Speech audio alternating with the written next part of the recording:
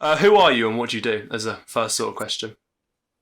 So my name is Bobby Bansell. I am a Movember community ambassador, and basically, with the amount of time that I've spent with Movember and the impact it's had on me and my experience with testicular cancer, this is a great way for me to kind of go out into the world and speak to a whole range of people, different companies, different schools, different people, about the great things that Movember does, how it impacted me from a testicular cancer perspective, also from a mental health perspective, but also the great tools that Movember have and the awareness that they raise. Yeah. So you mentioned obviously Movember quite a lot in there. What actually is Movember itself? So they're a charity that looks at three cause areas for men's health. One of them is testicular cancer, one of them is prostate cancer, and one of them is mental health. And they have been raising funds and awareness since the early 2000s. And they've been trying to get people to talk more about their experiences with those three main cause areas and to get them raising money to be able to support research, funding for programs where men can, for example, talk about their any mental health issues that they have, talk about their experiences with those three areas: the prostate cancer, testicular Yeah, cancer. yeah. So why is it particularly important for men to actually start talking about their mental health or something they've got going on with them? Typically, men are really bad at reaching out for help. Yeah, They're very happy to ask for things that they have no kind of experience on a practical level. Most people will go, "Oh, I'll reach out to someone who's a painter or a decorator or a mechanic or a builder to do the things that I can't do." But when it comes to looking after their own well-being, yeah, men are notoriously bad at not reaching out to their friends, even though most men would say that if a friend reached out to them for support, they would be there in a heartbeat to help out a friend. yeah, It's just the other way that we as men typically are pretty bad at reaching out and asking for help when we need it. yeah. So do you think that's sort of like a fear that people are going to judge you or something like that? Yeah, I think it's a lot of vulnerability. You're basically putting your innermost fears at somebody else's feet, and Yeah, it's very easy to make a comment, a passing comment, where you could easily say something that isn't supportive or doesn't come across the right way. yeah, And men generally are not very good at going, "Hey, no, I didn't really mean that. This is actually what I meant," or take the time to think about it and say, "Let me come back to you on this. I'm not sure what to do here." yeah, definitely. So how did you yourself get involved with the whole Movember campaign and become an ambassador for Movember? So I started actually in 2014. Yeah, My first year at a new company, and everyone was doing Movember. Um, and I joined, and I was very much, wow, I'd love to do this. And it was, I think, the first week of November, as it was known to me then, yeah, and people were growing moustaches. There were posters up everywhere yeah, talking about raising money for charity. And I thought, I really want to do this. But I'd only just joined the company. I wanted to make a good impression. I really thought, oh, well, I'm going to look a right numpty, not knowing anyone here and then just diving into this. So yeah, yeah, I'll wait until next year. Um, so the following year, I was still at that company, and I joined the team, and we were all growing moustaches. We were all trying to outdo each other in terms of donations. Who could we yeah, guilt into giving us donations? Who could yeah, raise the most yeah, money? Who could have the most outrageous tash? And I just joined along with everyone else. Didn't really think much of it. Didn't do yeah, much research. Didn't do much reading. And then the following year, it was March time, and I had a cycling accident. I yeah, punctured both my tires, bruised both my testicles, and When I went to the nurse to have them checked out, she said, look, anti-inflammatories, they're your friend. It happens a lot to cyclists, but if it doesn't go down in a couple of days, then come back, see a doctor.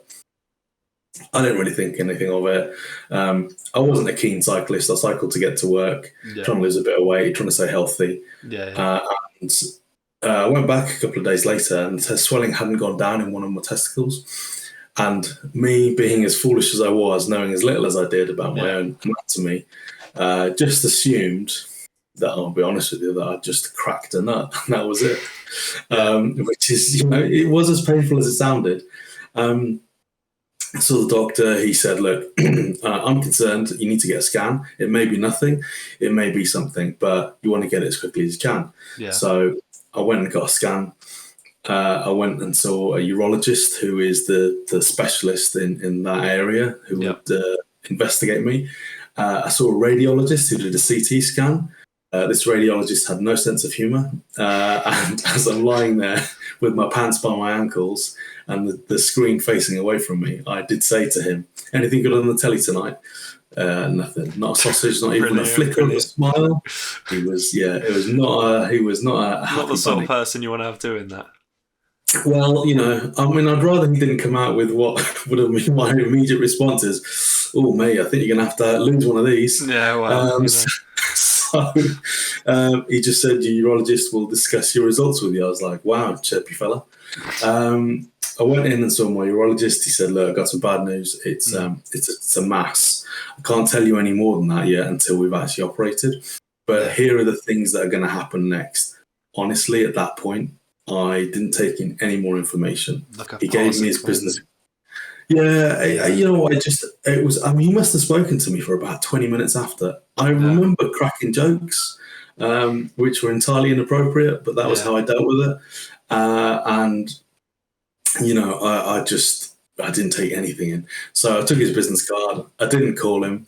I just waited for his staff to kind of make further appointments with me. Yeah. And tried very hard not to think about it, other than the fact that I had to tell my manager, who was only a couple of months older than me, I might be off for a bit because I've got to have an operation. And he's like, okay, what for? And I said, well, they found something in one of my testicles. And that was all I could tell him. Honestly, I couldn't tell him any more.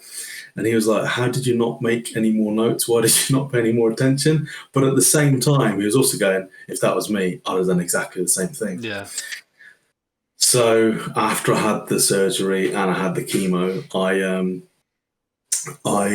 I thought I'd recovered quite well. And, I came to and the surgeon was there and he said, look, everything went really well. We took it all out. It was all good. I'm not worried about anything. But your oncologist will look after you from here because that's the next stage. And they'll discuss with you whether you need to have any further treatment and what your course of kind of monitoring will be. I was like, okay, cool. Yeah. I met my oncologist. She said, look, it was a large tumour. It was 5.5 centimetres. It was benign, but it probably would have started spreading.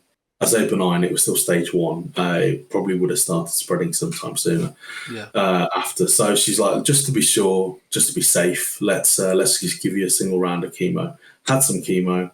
The people that have more than one round for a long cycle are absolute heroes because it made a mess of me.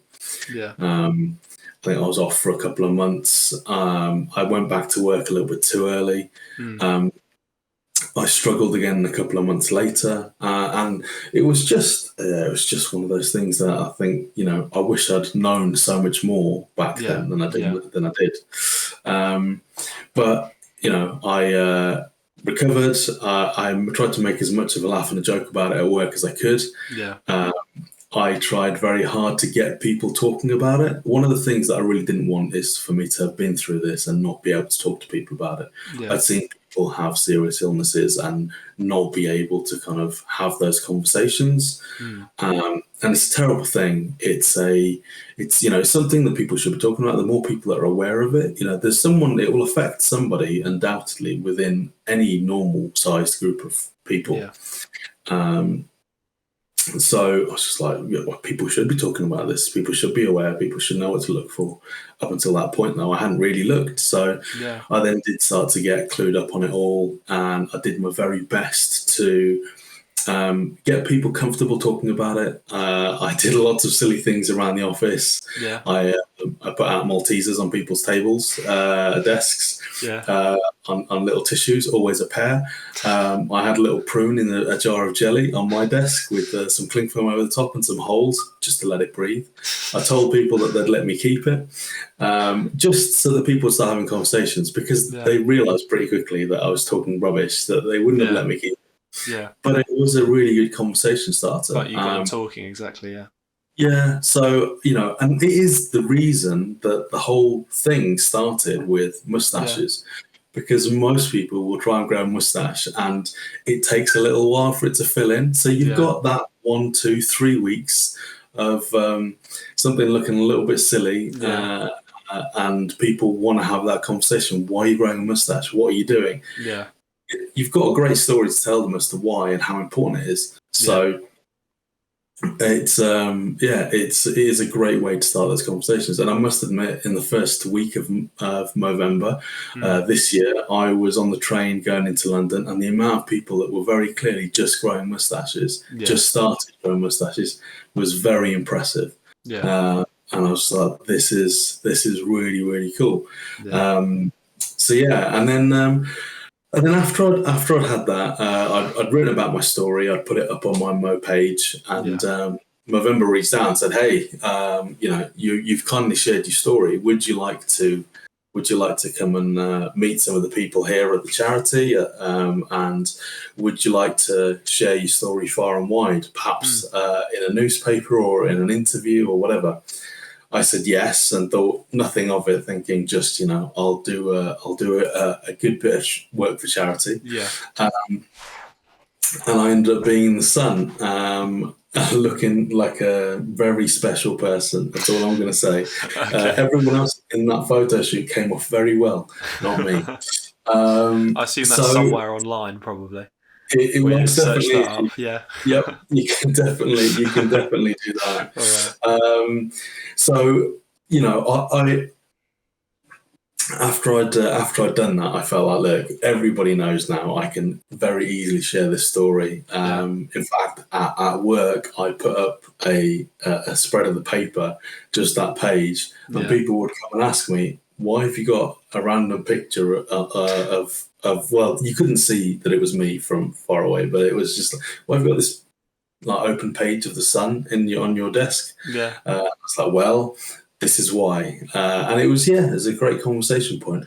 At that point, I'd been trying very hard to get kind of corporate sponsorship and buy-in, and I hadn't had any luck. Probably because I didn't know what I needed to do, if I'm honest, in terms of who I need to speak to, how I need to raise awareness. And then one day, an SVP for the company that I work for followed me into the toilets, having heard my story already, and just said to me, "Bobby, I've got a problem with one of my testicles." At which point I was at the urinal and just said, I'm not going to look at it. You need to go to a doctor for that.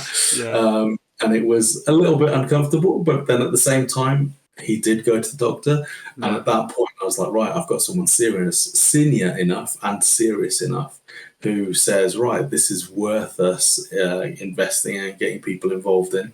So we did like a pub quiz. We had a whole couple of weeks of it, actually, of some really good engagement, and we raised a fair bit of cash. So, all good. And then after that, I have, over the years, over the last 10 years that I've been doing it, I've had almost every single type of moustache that you can be reasonably expected to grow in a month. Everything from a Charlie Chaplin to a question mark to a Batman moustache and goatee to this one, to handlebars, to the little curled up one, little Salvador Dali job. And I've been lucky enough that Movember asked me to be part of their 2019 ad campaign. So we had some photographs taken. I'm in the video for the TV advert for all of about a second and a half. tweezing out a grey hair of my moustache. But the photos, some of the photos they had were really good. So there's one of me for North America, so the US and Canada, and I'm the darn good one where I'm smiling. And then for most of the rest of the world that they do have this campaign, I am the itchy one. And I've had many, many friends message me from service stations, toilets there going, I didn't want to take a picture in the gents, but your face was looking down at me when I went to the urinal, or in the bathroom stalls. I've been lucky enough to get my picture up on Battersea Power Station. That was really cool. I've had it on the side of buses, advertising billboards in and around everywhere.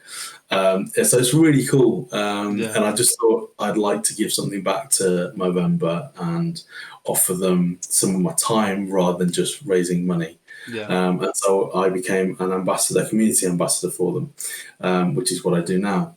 And then actually, funnily enough, I actually found a second tumour. I think it was on the 2nd or 3rd of November. And I'd just gone on holiday with my fiance after having proposed, and she said yes. And it was our little celebration. And we're 2 or 3 days in. I was having a shower. I thought, it's November. I tell everyone to check themselves. I should check myself. And I did. And I found a lump.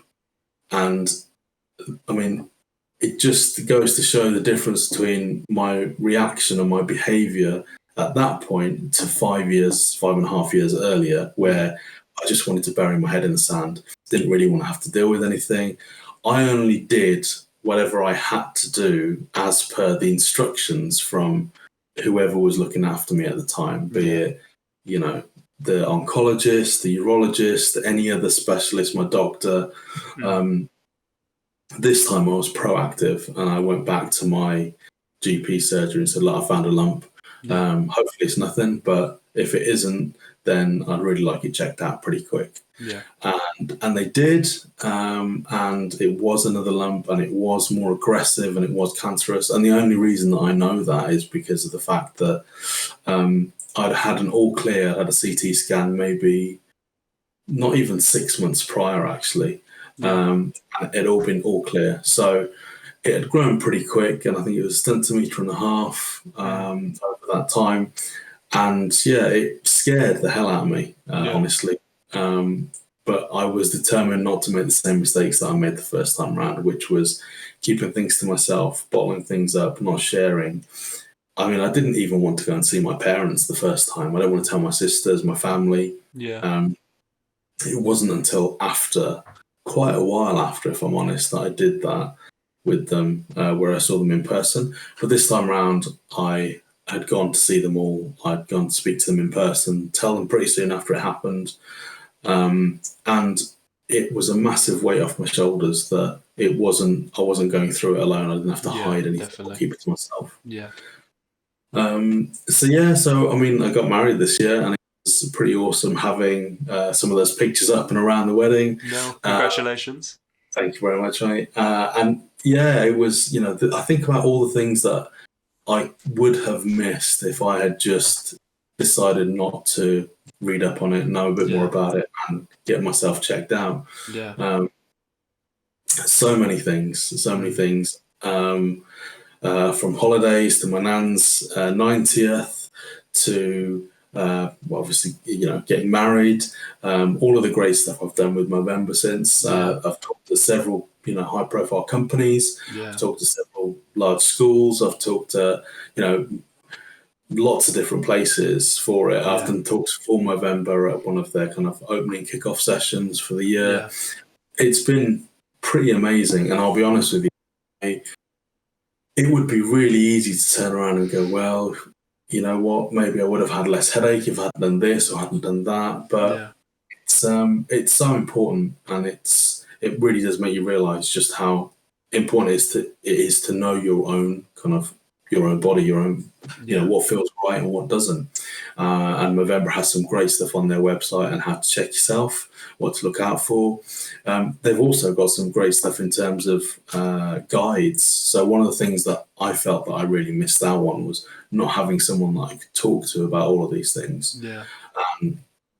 I had I've since become a True North guide and a Nuts and Bolts guide. So to talk through my experience with others that are just starting their journey. So things that they may not think about, things that they go, well, I hadn't thought about this or I hadn't thought about that, and what the importance of it is and how it might be impactful later. So yeah, I mean, there's just some amazing stuff out there now. So it's, you know, that charity is so important. Definitely. Yeah. I mean, I find it really interesting to actually talk to someone who's been through it, because I'm sure you can find thousands of stories and like written accounts of people that have been through the same thing as you or similar to you, than actually hearing it from your perspective and hearing like the ins and outs and like the fact you made some jokes the doctor was telling you and all that sort of stuff. I find it like a lot more real, and it's a lot more like it actually happened rather than just reading about it. So I think no, sorry, I was just going to say, I completely agree with you. I think it makes such a difference when you've got someone who's actually been through it, and the fact that they're open to talking about it. I think definitely. How many people don't do that? Yeah, because I'm sure some people like will have been through it. They will have only told the few people around them, and then that's it. Yeah, but no, it's definitely. I remember when I was first diagnosed. Sorry, mate. That's all right. First diagnosed, and I told people at my rugby club. Yeah. And then I was like, oh, yeah, well, you know, 3 or 4 people told me that, oh, so-and-so's had it. And I was like, why did no one talk about this? Yeah, definitely. Why doesn't, I mean, it's a rugby club. I mean, moustaches and silly other facial hair is par for the course. Why are we not doing this every year here? Yeah. And, you know, we talked about the mental health side of things as well. You would never know, looking at me throughout a lot of those years, that there was anything that I was concerned about. Yeah. Even now, if I'm honest, every time I have a checkup, I'll have weeks of anxiety beforehand, thinking, "Oh my God, am I gonna do this? Is it gonna be okay? Has it come back? Do I need to worry about anything?" And it takes a little while afterwards for you to go, you know what? I've done it all before. It's okay. It's always been okay. Yeah. I will be okay. And it's almost like you hold your breath for a while, and then all of a sudden it's done, and you can kind of start breathing again. Yeah. And you know, you forget the impact that has on top of everything else. Whether you're looking for a new job, whether you're looking for a new place to live, all sorts. You know, it sounds like each of those things on their own is quite a big deal. But then you add in all the concern and worry about things like testicular cancer or other mental health issues, or prostate cancer, and you go, wow, all of a sudden, you know, your stress is off the chart. Yeah, definitely. So I think one of the main questions I have is, where do you find that courage to go talk to someone? Or if you think there's a lump, just where? See, I know that some people will be really closed off about it and will just be like, oh, it's nothing, I don't need to go see anyone, just to make themselves feel better. But just where? I think, you know what, I think there's a couple of things. Some people react better to things like guilt, in the fact that you go, well, if you do nothing, this is going to impact your loved ones, your nearest and dearest, your friends, whoever it is, because your illness is going to impact them. So you can think of it that way. And some people will deal with that better than going, actually, I want to look after me.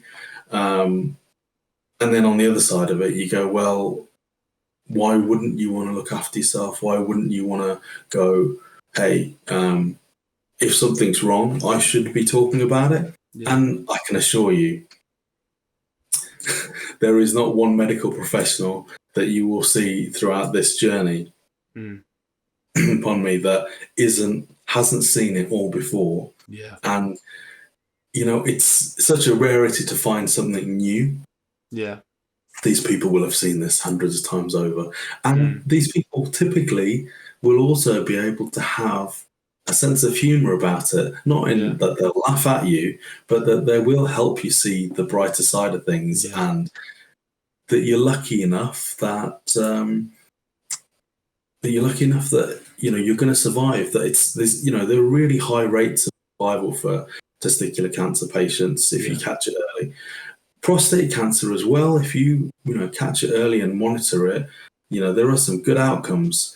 it's when you don't pay attention to the signs, or you aren't aware of the fact that there are symptoms that are being displayed, that it causes real issues. There are some great ambassadors for Movember that talk about prostate cancer with far more knowledge and experience than I do. Yeah. But they will be the first to say that there are so many things that you can do to help yourself. Yeah. I'd always come back to that with checking yourself and making sure that you're okay. Yeah. So moving into the more mental health side of Movember's campaign, which I find quite interesting, because in every single podcast I've made, we've talked about mental health, and they've all been on completely different topics. So we did like exams, we did on social media and everything. Mental health is obviously a huge thing now, and it's recognised by pretty much everyone, which I think is a great thing. Compared to the past when it hasn't been. Yeah. So obviously you sent me some facts beforehand, and I did a bit of research myself. So there was a fact about suicide which really shocked me. That was one male dies every 14.4, so 15 minutes from suicide, which I think is crazy when you think about like how many people that actually is. Yeah, it's really scary.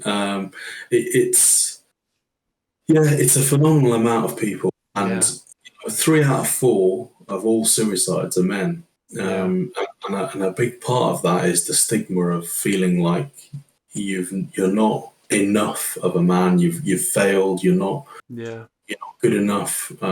It's a real shame, because I'm pretty sure that if you spoke to those people's friends, they would tell you that person is brilliant, is worth all of the time that you can give them. Is a fantastic person.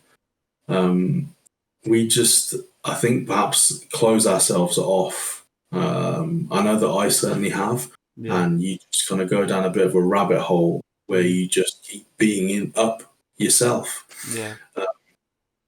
It is scary, but at the same time, there is so much light that's being shone and shed on this, that you just go, actually, there's a real chance for change here. There's a real chance for people to go, things are changing, things are improving, people are willing to talk about it. It's the best example. People don't treat it in the same way as they do a wound. So if you break an arm, you're in a cast, and everyone goes, "Oh, I can see that cast." It's really, or you cut yourself and you've got a bandage or a plaster on. It's with mental health. I sometimes wish, and I'm not the only person that said this, that you just put a couple of plasters over your head or on your forehead and just go, "Yeah, you know what? I'm not having a good day today." And people are going, "Hey, how's it going? How can I help? Is there anything I can do?" It's like the thing you mentioned before, just getting the conversation started, even if it's just like literally asking someone, "How are you? How was your day?" Just stuff like that can probably literally down the line save people's lives at the end of the day, if they're in that sort of place where they might take their own life. Yeah, and I completely agree. I think now there are tools out there to help. There's models of how you can begin that conversation, and things that you can say that will help people open up, like open-ended questions. It's stuff that you wouldn't really think about normally. In a normal conversation, you're having it with a friend, you walk in wherever you're doing, you're just having a chat. And some people are more pointed than others, and some people react well to that and some people don't.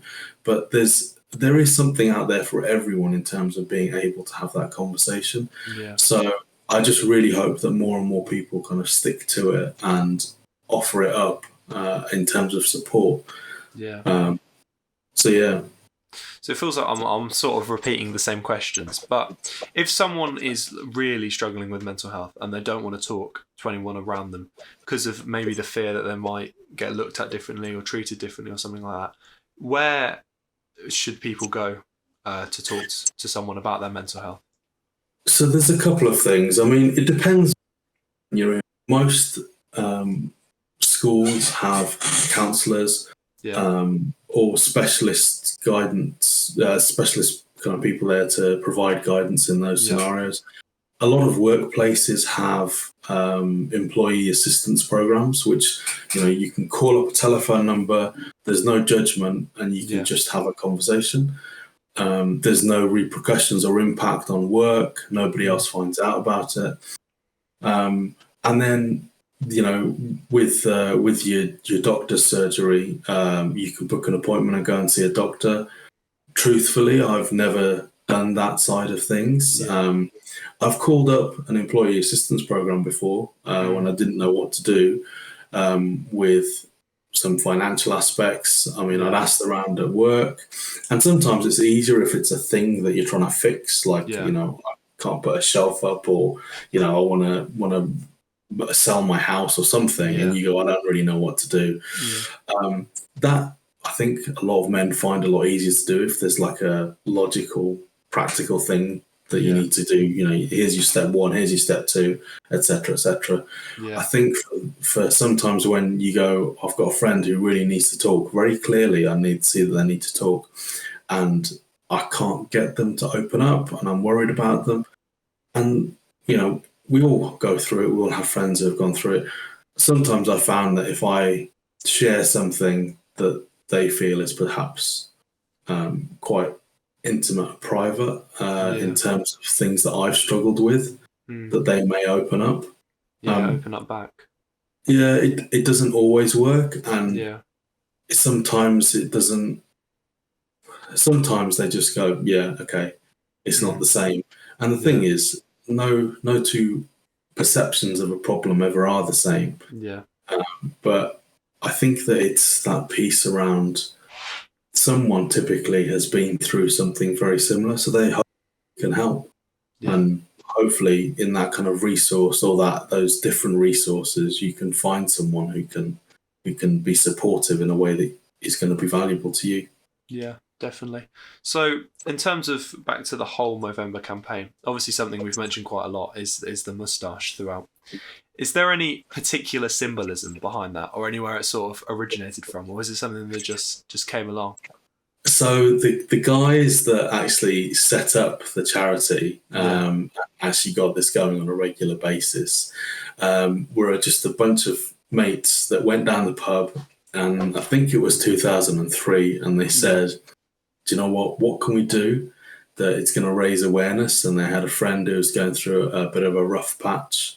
I think it was prostate cancer, and they just said, let's just grow some moustaches. Let's see whose looks the stupidest. Let's see whose we can raise the most money from, and we can give some money towards, towards helping fund a charity or a research program or something. So it's that's how it started. Just like, what is the silliest thing we can do? I think that it was probably the easiest one in terms of how can we make this the most visible. Yeah, definitely. So obviously, Movember itself focuses quite a lot on men's mental health and men's problems. How is it that women can sort of get involved with helping men, or get involved with the Movember campaign itself? So there's a couple of things. One of them is through movement and moving. So one of the three ways that Movember kind of set out their stall in terms of raising awareness and money is grow a mo, move for Movember. So do 60 kilometers of running. That's to kind of represent the 60 men that take their lives globally every hour. And then another one is to host the moment. So you can get a bar or a pub or any venue that you can kind of get people gathered at. You can then do your kind of typical charity things, whether it's games, pub quizzes, raffles, tombolas, whatever. And you get a group of like-minded people who want to help support charity together to have a good time, but also to raise money and awareness. Yeah, definitely. So if someone did, say someone watching this right now wanted to donate to the Movember campaign, how would they go about that? I would say just go to Movember.com, and if there's someone or a particular team that resonates with you, you can see a whole load of different people raising funds and awareness, doing it in lots of different ways. There's undoubtedly loads on things like Facebook. I'm sure people tweet stuff about what they're doing. Same with LinkedIn. Same with any other social media, pretty much. They'll have stuff on there. So you can find anyone that you'd like to support. There's lots of celebrities doing it as well, be it sports people or actors. So it's pretty cool. And, you know, it's a lot of fun. And it is a little bit silly, but it also does very much kind of raise awareness of a very serious thing. Yeah. So something when people donate to charities, they quite often doubt that the money, say, is actually going to good causes, which is sad, obviously being a charity and you're giving money to a charity. So when someone donates to Movember, say they were to donate directly to the Movember campaign, where would their money go and like what would it get used to actually do? So I couldn't tell you the exact percentage, but most charities have like an administrative cost, and it's normally somewhere between, I don't know, 10 and 25%. And that covers basic stuff like, you know, cost of hiring buildings for people to come and work in, to raise that awareness, other bits and pieces. My dad asked me this same question, and he asked me just after the whole Oxfam scandal happened.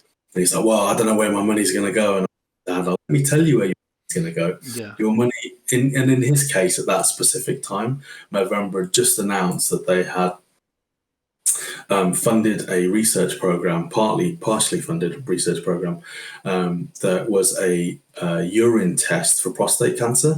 So you no longer need to have a physical exam. You can actually just be in a bottle and they'll tell you whether you've got it or not, which is amazing because that is one of the big things that puts people off going to have those checkups.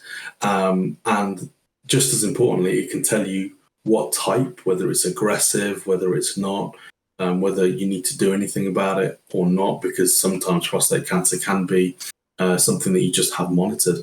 But things like that, along with all the other programs that they have. So they have some fantastic programs that I know of in the UK.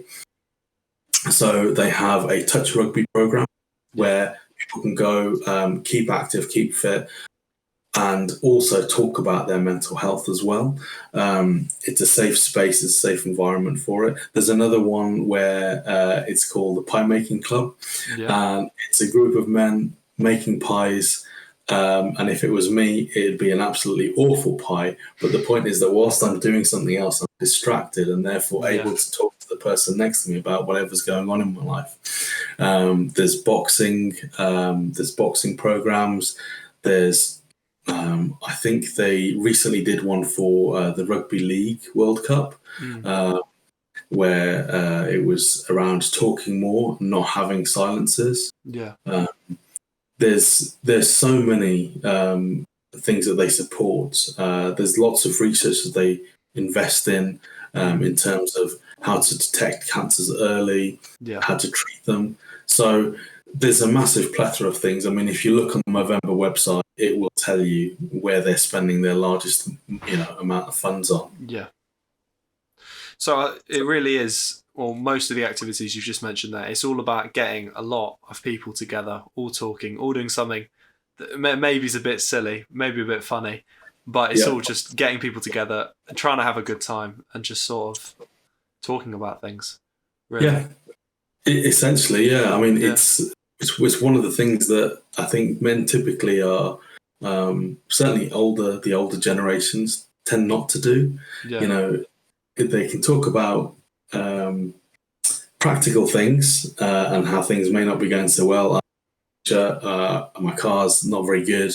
I need to fix the roof here. But in terms of talking about emotions and feelings and mental health, typically we're not very good at that. And it's just because we feel that you need to put on this this brave face, this macho kind of image of having it all together, knowing exactly what you need to do and when, and not sharing your emotions. I think women are significantly better than men at being able to have those conversations. Yeah. There's a lot less shame. I think that's where we need to get to, and I think we are getting there. You see lots of men having these conversations, and not just in and around Movember. I think people are generally getting quite a bit better, whereby you can ring up and mate, hey, it's not going so well today. What's up? And then you just have a chat about it. Yeah, definitely. So I think that's about it there. Really, okay. I think it's probably the end of the podcast. So just to anyone listening, if you do want to donate to the whole Movember campaign or anything we've talked about today, is it Movember.com, the website? Yeah. So, and then you can find whatever your local region is for it. Yeah, definitely. Or read about some people's stories. I assume your story's probably on there as well. It is, yeah. And then Movember also have a YouTube channel, so they have some short videos that you can kind of watch about what they do and what they get up to. Yeah, definitely. Cool. So obviously it's all going to a good cause, so definitely go donate if you can. And thank you very much for coming on the podcast as well. Brilliant. Thanks very much, Jacob. Thank you very much. Thanks.